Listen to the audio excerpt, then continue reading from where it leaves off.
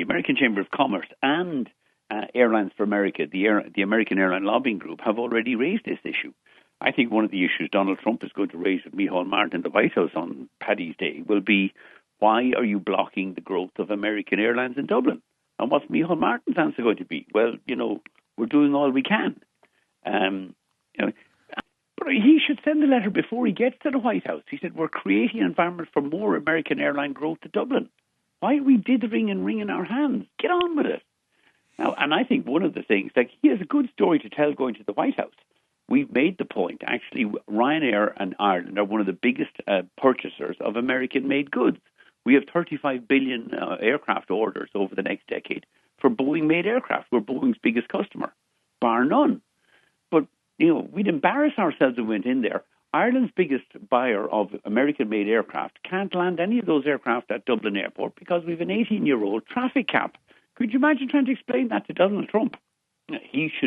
Firstly, we should be in there saying we are big buyers of American-made goods and give him the example of Ryanair. And Donald Trump knows Ryanair well. I've spoken to him previously when he was looking for additional flights in Prestwick to his Turnberry golf course and Shannon for Doonbeg.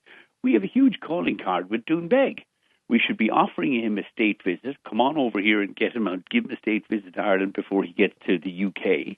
And we should send, and I'd love to be on the fly on the wall, send him up to the park where he can talk to our president about, who'll be pontificating on about the markets and God knows what else that he go, and supporting left-wing revolutionaries. And we'd have a great exchange. But we should be offering Donald Trump a state visit, get him over here.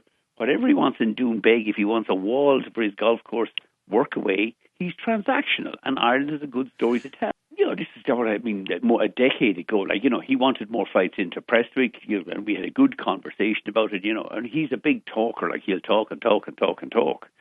I made the point, actually, we had a lot of flights into Prestwick at the time. The UK government were raising APD, and APD was very damaging to regional airports like Prestwick, and Prestwick has suffered in the past 10 years.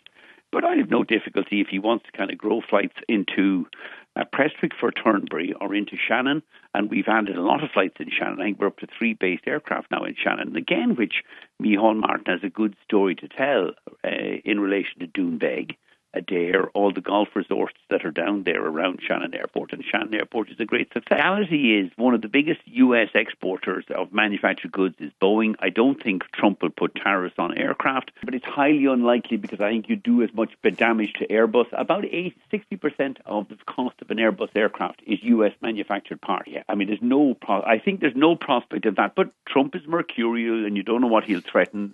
He certainly won't go ahead with it. I mean, he's talking about putting 25% tariffs on Canadian aluminium. One of the biggest importers of Canadian aluminium is Tesla, who's run by his favourite, by Elon Musk. So, a lot of it is transactional in his threats. I don't think it'll be carried out. I would be very surprised if tariffs are put on aircraft, either Airbus or Boeing. That's not to say they won't. But I think, again, you look beyond Donald Trump. We're going to buy 330 of those aircraft over the next 8 years. And the question I put to Micheál Martin and the government is, please create the environment where we can put more of those aircraft here in Dublin, create more jobs, bring more tourists to this island, and create more wealth for the country. Scrap the cap. You've had 3 months in government. What are we waiting for? Michael O'Leary,